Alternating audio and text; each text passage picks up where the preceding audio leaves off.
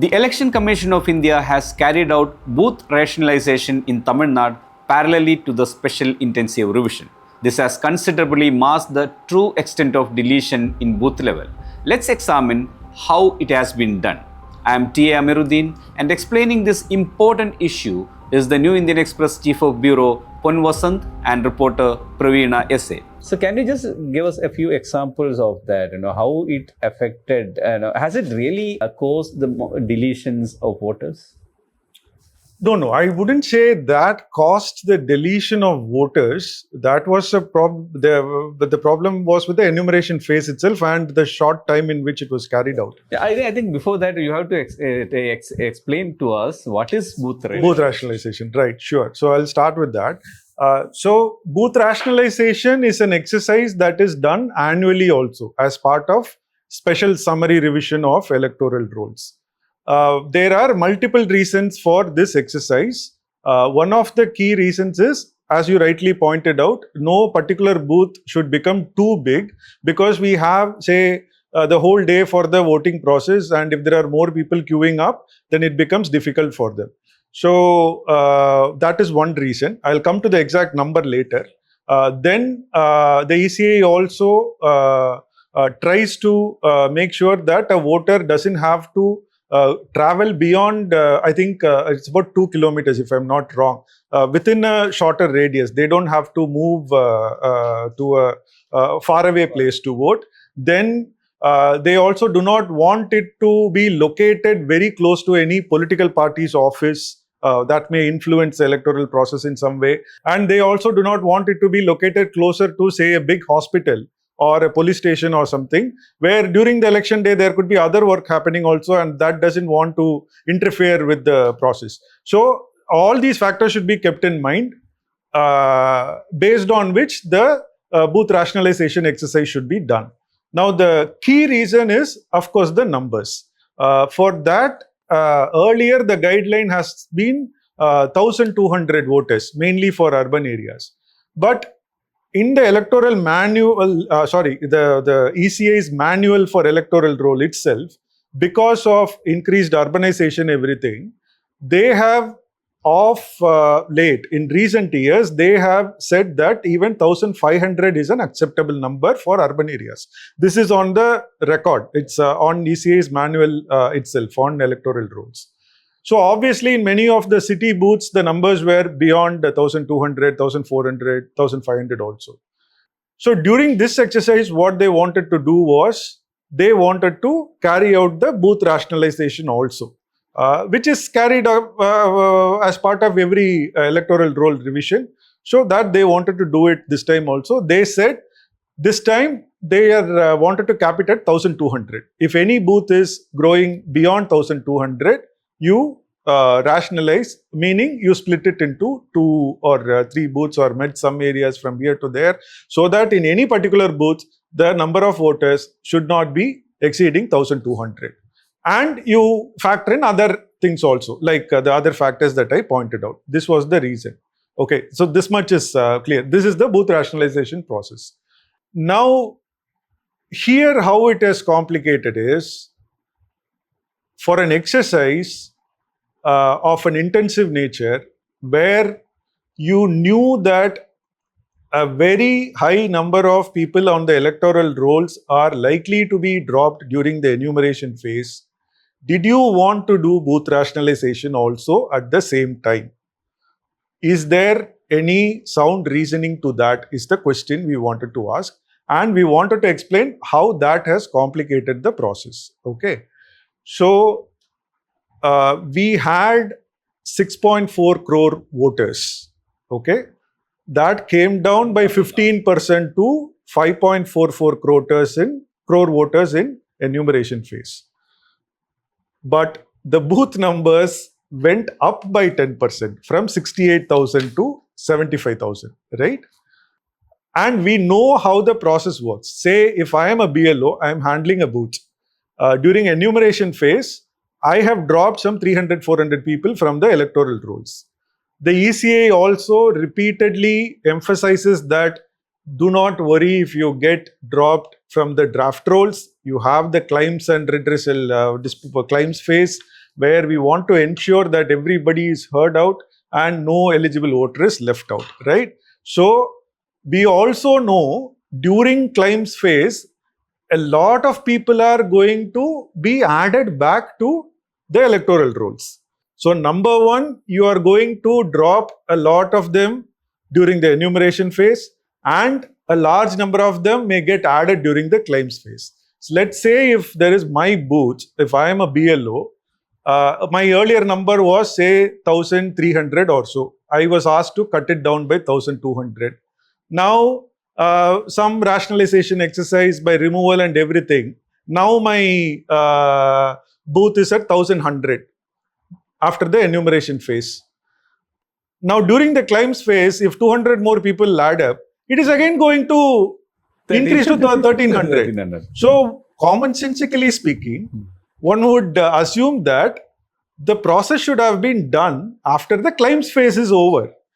At that time, you have a clear number of, okay, how many people are going to be in this booth. Now I do a rationalization, right? So number one, if you are doing it during the enumeration phase, it is not going to be effective because the numbers are likely to get changed very soon. Number two, you are already giving the BLOs and all the officials task of gargantuan proportions of verifying everybody door to door. And on top of that, you wanted to do booth rationalization also, which is a complicated exercise. So the third part is about how it complicated the SIR process, which was already riddled with many issues, including the lack of time, right? So I'll explain how that happened, the further complication of process with an example, hypothetical. And in fact, I think we took one particular example from Harbour constituency in the story to illustrate it. So my booth, say if it is booth number 102 in Saidapet constituency, this had 1300 voters, okay? Now you wanted to rationalize the booth. So you are, one way of booth rationalization is to, if a booth has grown too big, you divide it into two. So if this booth had 10 streets, I will take 3 streets out of it. And if there is a nearby booth where the population is very low, I will add these 3 to there. Or we have also seen cases where one booth got split into 4 or 5. Like one street went here, one street went there, one street went here. So all those things happened, right? So now at the very basic level, for journalists like us, how it has made it difficult is, that is probably the least of the concerns. So we are not the, nobody has to make our lives easy. So it is fine. But I'll start with that simple example. Now there is booth 102. That 102 during booth rationalization has become 2 booths. And those 2 booths number, I don't know. It could be 104 and 105, 102 and 103, 103 and 104. This mapping is not put out anywhere in the public domain. Okay. So I do not know. So if I knew that 102 had 1300 voters. If I want to find out of the 1300, how many got deleted, it's very difficult for me. Unless you look at the raw data, which is what we did, the entire deletion records to find out different fields. It's a lot of process. Let's say that it is complicated. This data we cannot know. So an apple to apple comparison is not possible. Booth 102 in Saidapet had 1300 voters, of which 400 got deleted, is very difficult to find out because you have shuffled up the whole mapping and numbers, right? Now somehow, if I identify the mapping through some analysis from the backend or something, I have figured out that 102 has become 104 and 105. The way the ECI put out the deletion numbers, which I think is very ingenious to use that word, you can search only by the new booth numbers. Okay. So it's also a little bewildering because these new booths did not exist before SIR, right? So if I drop down 103 and if you say that 100 people have been deleted from this booth, you are saying that 100 people have been deleted from a booth that did not exist in the same shape before. So it doesn't make sense. Then what they have done is, if in 102, 300 people got deleted, and that booth, as I said, has been divided into 103 and 104. They have listed 150 of those deleted under one booth and 150 of the other deleted in another booth. So if I look at booth level deletions, the actual number is 300, which is a bigger number. But if I go by the ECI data that has been put out in public, 150 people have been deleted from each of two different booths. So I am not getting the magnitude of deletions, right? So if 1,300, some 300 people have been deleted, it is say closer to some 25% or so. That's a big number, 25%. But if you are going to list it as two different booths, 100, where I don't know how many people existed before, there is no way I can get the scale of deletions. Okay, this is the problem the booth rationalization caused in terms of reporting the true picture. As I said, this is a journalist problem. Yeah. Let us keep that aside. Correct. Now for a voter. That is a major issue. That is a major issue. Would have faced even more difficulties. Even more difficulties, right? So if I am a voter, I got deleted. There are 2 or 3 different ways I can check. I can, first of all, in the draft rolls, I can go put my EPIC ID. If I'm in the draft rolls, it will give the details. Correct. If I'm not there, it will return no records found. I have to assume that I have been deleted. Now there is a separate website where initially I can go and check there. But now I think they have EPIC ID search option also. But in the beginning, correct. You have to go and check the deleted list of your particular booth. But my 102 is not 102 now. And I don't know what it has become. Even if I know it has become 103 and 104, I don't know where my name will be. Okay, so if I want to find out why I have been deleted, particularly if I am a concerned citizen, I did everything correct, I submitted the enumeration phase, I'm surprised that I have been deleted, I want to figure out, I cannot easily go and find. It did not make sense why you would do that in. This is for the voter. Now they can actually go and physically verify in their booths also, where they were supposed to put out a deletion list. But in many places, because of booth rationalization, the polling location also changed. Okay, so earlier if I was voting in a particular school, at least in 2,000 or 3,000 places, the locations have been changed for various reasons. So I don't know where to go and look. BLOs are also confused. They were not informed at all, right? They gave inputs on the number of voters there, where is the nearby, the amenities. It's based on the information that they collected. The booth rationalization was done at a senior level. But how exactly it got split, only after the draft rolls got released, they got to know. So if a voter is coming here, they don't know where they need to redirect them correctly. They had some confusions. Booth level agents also had confusions. So allow me to going on and on. Say booth level agents played a very important role in this, right? Particularly from 1 or 2 major parties. And if I can take names, that the ruling DMK was quite active, at least during the enumeration phase, to enroll more voters. Okay, so they helped in a way to get a lot of people enrolled. Otherwise, the numbers would have been even worse.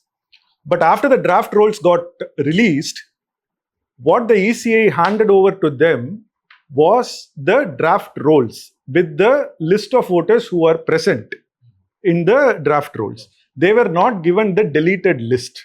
Okay. And many BLAs also come from different backgrounds. Not, at least from the field reporting, we figured out that most of them are not very comfortable with using technologies or where to find the deleted list or how the booths have changed to download that. So I actually saw in one particular constituency in a booth in Madhavaram, in one particular booth that has got bifurcated into 2. The BLA from a particular party had 300 voters in this list, 300 voters in this list. Okay. Now this is like a thought experiment I want somebody to do. If you have 100 objects, okay, distinct objects have been, I don't know if it actually makes sense, but let me try it anyway. Yeah. So 100 different distinct objects were there. One is say apple, orange, some toy, something and all, 100 are there. and I am allowed to see all the 100 first. Then somebody is removing 30 of it. Okay. Now I am allowed to see the 70. Based on this 70, I need to identify who are the 30 or which are the 30 ones that got missed. Okay. It's a little difficult based on our cognitive abilities, right? We are able to see what is there. If there is a pattern, we can easily make out. Pattern we can easily make out. But imagine here people, okay? So 100 people were there in front of me. Now 30 people have been removed. I can see the 70 people, so my brain automatically, oh, he's there. Oh, from that street, this particular person, oh, his wife is there, his brother is there. But it's difficult for us to imagine who are the missing people, right? Okay. So if you have given me that list, deleted list, that would have made the process much easier. Oh, in this street, this particular person is deleted. I know he lives there. That was not given after booth rationalization, which made it difficult for the BLAs also. And this was a response we got from every single official, I can say, who disagreed with the logic behind booth rationalization happening during enumeration phase. It should have happened after the claims phase. Because even there we found efficiencies. Now also we mentioned in the story as well. In Harbour example we took, the earlier voters were some 1,100 or so. Now after bifurcation, trifurcation, whatever, there are only 300 voters there now, which is too small a number. But we also saw some booths in Kallakurichi constituency, if I am not wrong, where even after booth rationalization, there are 1,300, 1,250. There is wide variation, and that there is inefficiency in implementing that also, right? So why do that in the first place? So our average voter per booth, if we need to give the broad numbers, it was somewhere around 935 before SIR, which is within the 1,200 mark, but there could have been variations here and there. Now it has come down to 735. So is the increase of 6,000, 7,000 booths needed? Is it needed now?